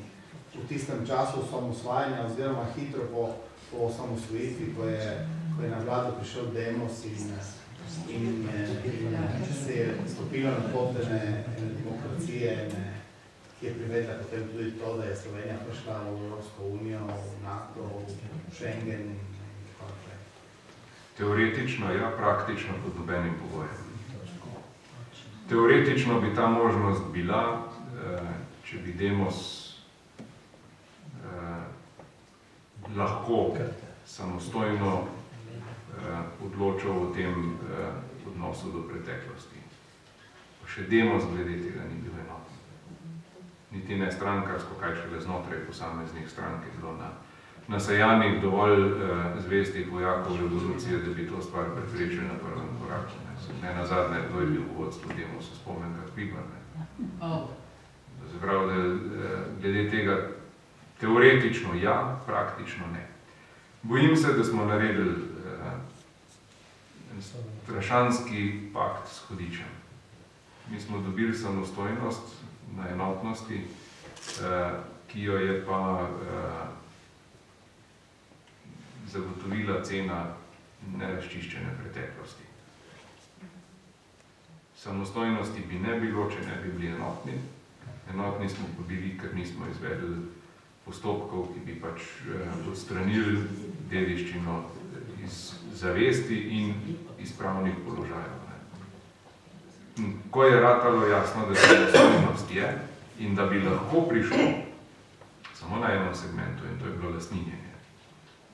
Ko je ratalo jasno, da bi lahko na področju lastninjenja prišlo do strateških premikov diskontinuitete, je Demos padel in se razbil na prafaktorje. Na tisti točki je ta zgodba zaključena. Mi ilustracije danes kolektivne ne bomo mogli več nikoli narediti. Je tudi nesmiselno, ker to pomeni pravzaprav, da je treba začeti val, ki ne vemo, kje se bo ustavil. In je zelo, zelo problematično to ilustracijo še kdaj izpeljati. Ilustracija je bila enkratna priložnost samo leta 90, ko je pač na Cvetno nedeljo zmagala neka druga opcija v 2 od 3 domov skupščine. Mi še ustave nismo mogli sprejeti, ki bi bila normalna. Tukaj gre za temeljno vprašanje, okrog katerega se bodo pač zgodovinarji morali enkrat igrati in razpravljati o Demosu kot takem. To je bilo gibanje, to ni bila ne politična stranka, to ni bila ne neka jasna programska enotna skupina ljudi. To je bilo prostovoljno demokratično gibanje, ki je po božjem naključju prišlo do tega, da je izvedlo projekt enkratnega značaja v slovenskem narodu, državnost. In nič več od tega. Mi se pa v glavah nismo poslovali od komunizma. Mi s tem pravzaprav nadaljujemo zakonodajno tradicijo Socialistične republike Slovenije. Mi smo toliko in toliko zakonodaje kar ohranili, vzorce upravnega aparata, vzorce sodstva, ključne stvari mi peljemo naprej, kakor smo se jih navadili v komunizmu, in iz te Socialistične republike Slovenije smo to vlekli naprej v samostojno republiko Slovenijo in jih potem začeli prilagajati evropskim predpisom. Mi nikoli nismo izoblikovali lastnega pogleda na to, kaj ne bi država bila. Prevzeli smo en del komunizma, potem nam je pa začela en del pa Evropa diktirati, kako pravzaprav ne bo. Ampak tisto, kar Evrope ne zanima, izobraževanje, vzgoja, sociala, te stvari so pa pustili točno take, kot so. In odnos do teh ključnih parametrov v slovenski družbi je pa še vedno v dnu še socialističen.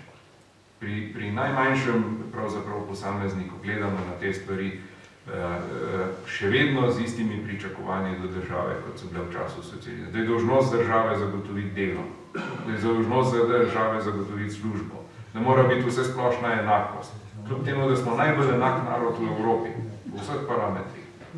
Da je bogatstvo in zasebna lastnina nekaj, kar je nujno, da država noter poseže, ker je to že škodljivo.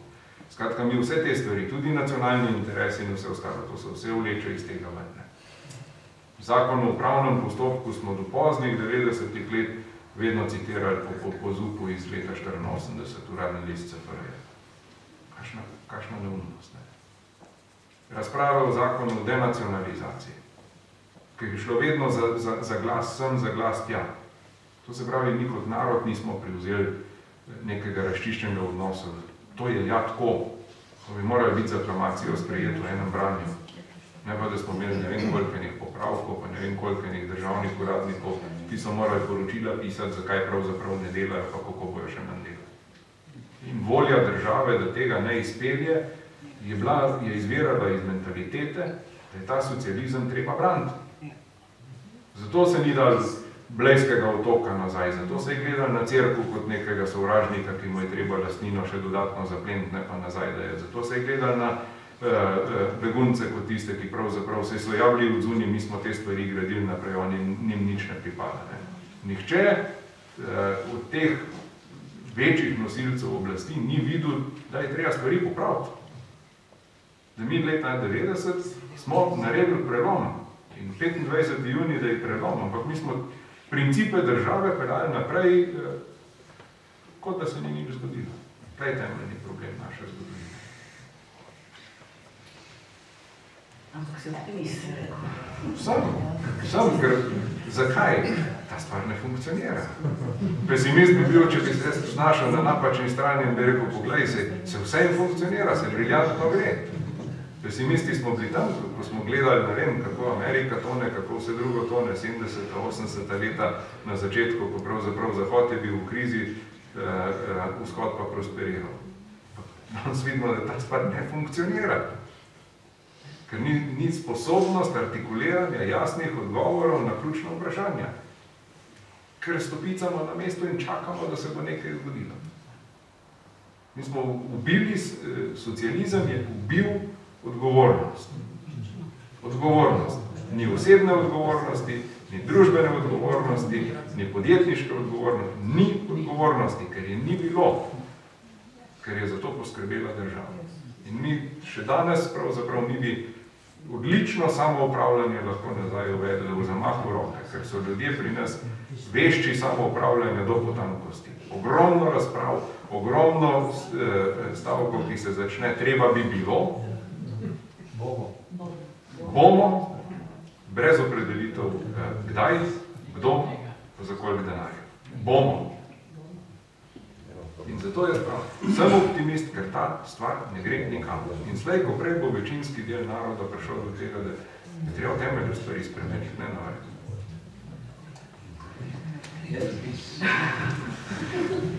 Samo nekaj bi rad rekel. Prej je domobranci, kolaboracionisti in tako naprej. Bil sem domobranci in tako naprej, dober. Ampak je treba vedeti nekaj. V domobranstvu je bila skupina oziroma vodstvo je bilo absolutno za zaveznike. Smo imeli obveščevalne centre, ki so absolutno delali za zaveznike. Med njimi, recimo v Grosupljem sem bil tudi jaz zaprt zaradi tega, 9 mesecev od Gestapa zaprt zaradi tega, ker sem bil v obveščevalnem centru in je bilo prišlo na dan, da sodelujemo z zavezniki. Torej, ta krilatica kolaboracionisti, dobro, v redu je bilo, ampak vsaj 3/4 vodstva je bilo na strani zaveznikov. Dejstvo, ko so Nemci odkrili, da iz zaledja, z Dolenjskega prihajajo poročila o gibanju, premikanju nemških tovorov iz Ljubljane proti Notranjski in tako naprej, kar je bilo vse poročano od strani teh nas, če hočem tako reči, poročevalcev, obveščevalcev za zaveznike. Ko so Nemci to pogruntali, so začeli zapirati obveščevalne centre. Eno za drugim. Prvo, ki je prišlo na vrsto, je bilo Grosupeljsko. In takoj, med njimi sem bil takoj zaprt jaz in oba moja sodelavca. Kaj se je zgodilo? Potem so bili zaprti vodja domobranstva Peterlin, major Križ, Ilovar, predvsem Ilovar, ki je organiziral vso zavezniško, vse domobransko obveščevalne centre za delo za zaveznike. Vse te Nemci so to pogruntali in od januarja do februarja ali pa že od decembra so začeli zapirati večino vse člane obveščevalnega centra. Torej, tako sem padel tudi jaz noter. Sem imel pa se, dobro bojo rekli, boste rekli, ali bo kdo rekel, ja, Peterlin in tako naprej so bili odpeljani v Dachau. Da, ampak nekateri smo imeli pa srečo, da smo bili določeni, da gremo v Mauthausen in tisti dan, in to so dejstva, ko so zavezniki izvedeli, da je transport namenjen za Dachau, med njimi je bil Peterlin, Križ in tako naprej, so bombardirali linijo na Jesenicah. Za smolo so zadeli Nemci, ko je prišel alarm, so premaknili vlak tehle deportirancev za Dachau na drugo progo in letala so bombardirala eno linijo, niso pa bombardirale linije, kjer je bil ta vlak premaknen. So hoteli bombardirati tudi, torej, del tisti, ki je bil določen za Mauthausen, so pa Nemci, se mi je pa posrečilo, da so isti dan bombardirali progo proti Zidanemu mestu, nekje za Zalogom in tako naprej, in tisti, ki so bili ali smo bili določeni za Mauthausen, niso bili odpeljani. To so dejstva. In vsi tisti, ki so bili odpeljani v Dachau, ki so bili odločno za zaveznike, Peterlin, Križ in tako naprej, Ilovar in tako naprej, so vsi potem z prevaro, z zvijačo, jih je Jugoslovanska komisija v Dachau ogolfala ameriško posadko, češ da jih bodo te ljudi odpeljali domov v domovino, v resnici so jih pa pobrali, jih odpeljali v zapor in so bili večinoma vsi usmrčeni potem. Kot izdajalci, kolaboracionisti, v resnici so pa bili sodelavci za zavezniki. za zaveznike. To so dejstva, ki jih lahko jaz pričam, ker sem doživel. Še dva posega, Aleš, predvsem se odrečeš, gospod Korsik? Toliko se govori na levo in na desno, ampak tudi danes, po 24 letih samostojne države, še 3 pomladne stranke se ne morejo dogovoriti vsaj približno za eno politično linijo. Smo demokrati. Še kaj voda v grlu tekla leta 41 in 42 se niso dogovorili. Ampak zdaj so vsi doktorji, so vsi izredno pametni. So bili takrat tudi, ne. Ja, je tragično, ne. Je tragično, da se pač ta neenotnost nadaljuje tako, kot se. Jaz pravim, nič ni narobe z neenotnostjo, če na koncu vedo, kam kdo paše. Pri nas je pa ta problem, da ne vemo več, kam kdo paše. Ker je ratal zelo sumljivo, kako se nekateri obnašajo sem in tja in gor in dol. In mojstri manipulacije na tako imenovani levici čudovito razpihujejo ključne teme, ki razvajajo na slovenski desnici. Slovenska desnica je ostala brez zaledja. Je ostala brez jasnega vodstva, je ostala brez jasnega zaledja v smislu neke organizacije, v smislu denarja, če želite. Skratka, ostalo je pravzaprav samo še tisto, kar levica dopusti, da živi. Eni na prostosti, eni v zaporu in na ta način se pravzaprav krasno razločuje teme, okrog katerih teče pogovor. Če ti nadzoruješ potek javnega diskurza, obvladuješ pravzaprav vse. Če imaš pa še medije, ki iz tega diskurza naredijo javnost, potem si pa sploh ta glava. Osnovni problem slovenske desnice je, da naivno naseda na provokacije levice, ki sprovocira razprave o temah, ki absolutno niso bistvene. Ta razprava je pa možna tam, ker pravzaprav nisi dovolj samozavesten, da bi vedel, stvar je taka in ne more biti taka. Tukaj imamo največji problem, ki ga bo tudi čez en teden ena izmed teh strank morala na svojem kongresu razčistiti, kakšen je njihov odnos do temeljnih stvari.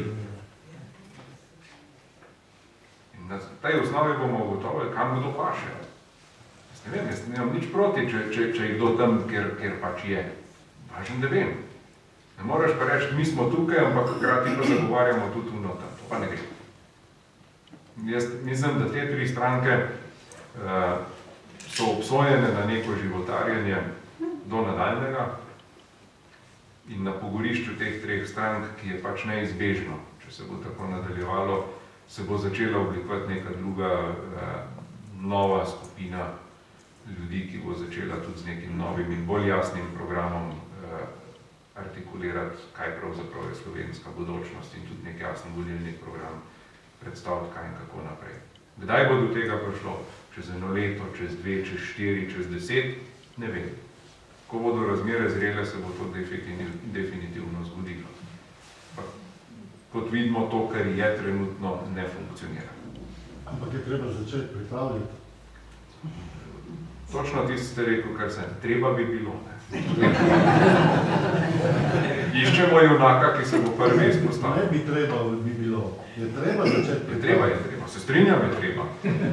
Bolj, ko sprašujemo, kjer bo začel, manj jih vidimo. Zelo se znamo. Zelo na kratko, če da. Ja, bom prav na kratko. Glede na to, da se vsi čudimo, kaj se v Sloveniji dogaja, kako se kregamo med sabo. Bom povedal, kaj se je zgodilo meni leta 1972 v Beogradu. Sem bil v vojski, oziroma v komandi Graničnih jedinice, takrat rekel. In po par mesecih smo tudi v kantini, tudi z generali pili kavo, čaj, karkoli. Spomnil se na črnogorskega, visok črn možakar, general, leta 1972, takrat je še Tito bil živ. Sva prišla do debate, noben se ni upal reči, ko bo Jugoslavija razpadla, ampak kaj bi bilo, če bi Jugoslavija kakšenkrat razpadla. No in po debati, za vsako republiko zase sva nekaj rekla, ampak bistvo, kaj je za Slovenijo on rekel. Rekel je, najmanjši problem je za Slovenijo, ker itak vi se boste, ko boste dobili samostojnost, se boste sami med sabo pojedli. Leta 72, se pravi zgodovina že napisana, ne? Mi se moramo truditi popraviti. Ja. Ja. Če je to slovenski nacionalni karakter, pa zaenkrat nam daje kar dobro zgodovino. Ne? Če preteklost kaj uči, gorjeti smo, ki se bo kot zunanji proti nam postavil, ker takrat smo enotni, to je pa tudi edino. Vse ostalo, kregati se znamo odlično sami, ampak če pride pa kakšen tret zraven, takrat je pa konec. Kot v najboljših družinah. Ne? In jaz mislim, da tukaj je definitivno veliko tega, da Slovenci nikoli nismo bili vajeni demokratičnega dialoga. V zgodovini nimamo obdobja nekega daljšega, ki bi omogočal neko tradicijo demokratičnega dialoga. Mi smo vedno gledali na ta način, da naši, njihovi, mi ali oni. Tukaj ni bilo prostora za oboje. Ali bomo mi, pa unih ne bo, ali bojo pa uni, pa nas ne bo. In to se je potem v najbolj radikalni obliki izšlo leta 45 oziroma 41 do 45, ker je ta mentaliteta dobila zagon v orožju in vsem drugim. In se je dal to stvar tudi uresničiti. Zdaj bomo pa mi, v njih pa ne bo več. Mislim, da vsak dan, ko državo imamo in ko ta dialog prakticiramo, kljub temu, da mora biti strašansko neokusen od odzunij. Vsak dan dodatno dobivamo na izkušnjah demokracije. Z novimi mediji, z mlajšo generacijo, ki pravzaprav totalitarizma ni nikoli izkusila, se odpira neko novo obdobje v naši bodočnosti. Ti ljudje imajo drugačne poglede, jaz vidim pri svojih otrocih, pa še niso polnoletni, ampak imajo drugačne poglede, so deloma obremenjeni tudi s tem, ker vidijo po televiziji, berejo po internetu in vse ostalim in praksa iz tujine počasi prunica v to noter. Lahko bi ta postopek v pametnem ravnanju zelo pospešil, ampak mi nismo znani po pametnem ravnanju.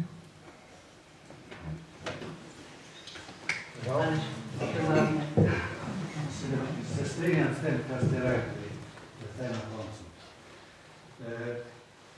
Vi pravite, da ste optimist. Enkrat sem slišal, jaz bi bolj poslušal, je prav še enkrat Cankarja, mislim, da nekje zapisal, da je srečal, ne vem koga, mislim, ne vem po kateri poti, da se nekje potem, da je vprašal, katere narodnosti je, rekel Slovenec. Potem ga je lepo prijel za rame, se z njim usedel, stal na joka.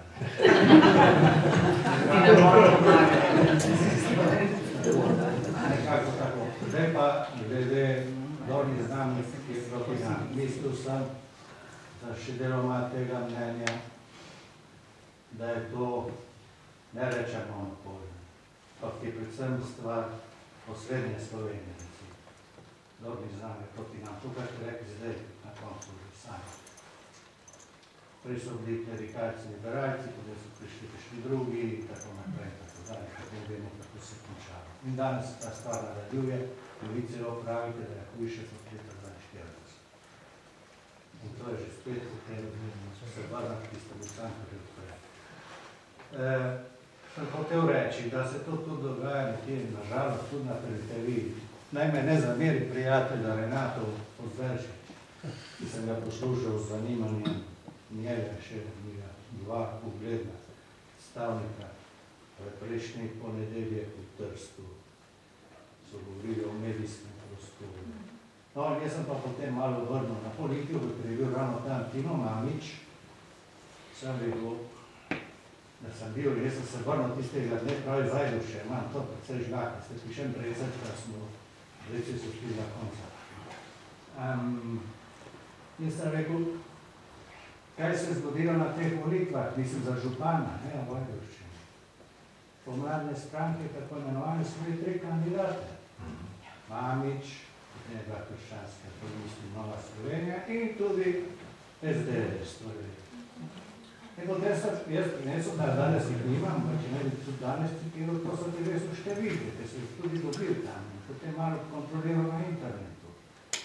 Sem se štel, 1000 glasov jih je imel Manič približno, plus tiste, ki jih je dobila kandidatka Nove Slovenije, ki jih je bilo čez 900, plus tistih skoraj 500, ki jih je dobil kandidat Janševe stranke. Če bi to sešteli, bi bil en kandidat, bi absolutno prišel v drugi krog volitev, se bi balotažil in bi zelo verjetno zmagal. Ampak če tega ne kapiramo... Aleš, ampak ti prikajaš iz Devina na Brežino, mislim, kaj si naredil. Hočem se daj. To se bi valja razgovi hoče. Čakaj, sem rekel, da... Ne bomo mi učili, ne? Ampak sem povedal to, da je pa, sem mislil, da je Dorni znanje proti nas, je tudi pri nas, jaz sem povedal.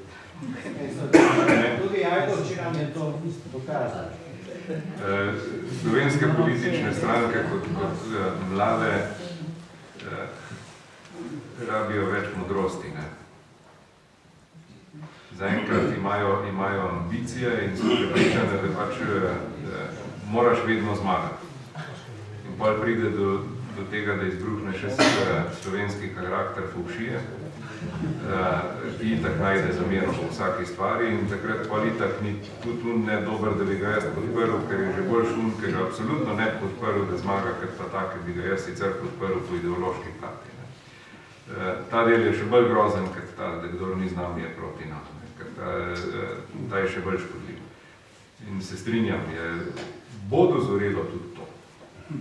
Bo dozorelo tudi to. Da se bomo počas zavedali, da pravzaprav s tem, ker smo zgubili tako množično na vseh frontah, treba se nazaj vprašati, pa reči, pa dobro, zakaj smo zdaj na boljšem? Ja, pa ni treba reči, da so drugi krivi, ne? Ne, niso. Jaz sem prvi, ki pravim, niso, ne. Pa zameram to pravzaprav vsem trem strankam, ki gledajo tako sebično, da gleda vsak samo potencialni, ne. Ker najlažje je vzeti tam, kjer je, ne. In potem ugotoviš, da če greš v Horjul, imaš bistveno več šans, da zmagaš za tistih par glasov, da prideš v parlament, ker če greš v središče Ljubljane. Potem kar naenkrat rata ta prostor desnice na političnem parketu izjemno šibek. Pa je pa še ta zaplankanost, da nihče noče videti, da je treba včasih narediti 2 koraka nazaj, zato da boš naslednjič jih 5 naprej naredil, ne samo 3. In tukaj mi znamo za 5, kar se jaz povedal, in takrat to ne spusti pol zlepo. Ta stvar je katastrofa, ampak bomo tudi to zavedali. Jaz pravim, pogledajte, če mi, ki smo v Matici, gledamo Italijo in italijansko politiko in gledamo to, se tudi čudimo, da stvar še živi. Živi pa? Škripa pa živi. Je nekaj razloga za optimizem, pa ne? Še nismo tam. Jaz pa gledam lahko še Argentina, potem tu stavim. Ja, ne, če smo optimizem, vedno najdemo lahko še nekaj, kjer gre slabše. Si rekel 2 koraka nazaj, jaz sem jih naredila 2 koraka nazaj, v imenu demokratičnega soočenja sem prepustila publiki vprašanja, jih ima še celo vrsto, ampak to bo za naslednjič, ne? V redu, smo rekli pod lipami poleti, ne? Ja. Jaz se ti zahvaljujem za ta krasen večer, ki je bil zelo zanimiv in tudi zelo lep kljub tematiki, za tvoje jasne besede in stališča glede ključnih vprašanj za prihodnost slovenskega naroda. In upam, da naslednje leto priredimo podoben večer, tokrat poleti, res pod lipami do besed. Upam, da ne bo deževalo kot letos, ker letos pod lipami smo imeli bolj malo teh večerov, nekomu v dvorani. Ima še 2 obvestili, in sicer Mitja Humar je prinesel peticijo za pravično družbo in državo, vladavine prava. Če hočete podpisati za odbor 2014, je tam na mizi, se lahko podpiše. Jutri ob 18. uri v knjižnici, Novogoriški knjeg je? Občina. V veliki dvorani mestne občine Nova Gorica je okrogla miza o 25-letnici Demosa. jo bodo sooblikovali Andreja Valiž-Zbir, Renato Podbersič, ki je tukaj prisoten, in pa Martin Brecelj, ki je bil državni tajnik Slovenske skupnosti. Kar se pa tiče naših slip, naslednji večer bo v torek, ob 8 zvečer, gost pa bo slovenski kardinal, Franc Rode. Ne bom ga vodila jaz, ampak bistveno boljši moderator, in sicer monsignor Renato Podbersič. Torej, vidimo se v torek.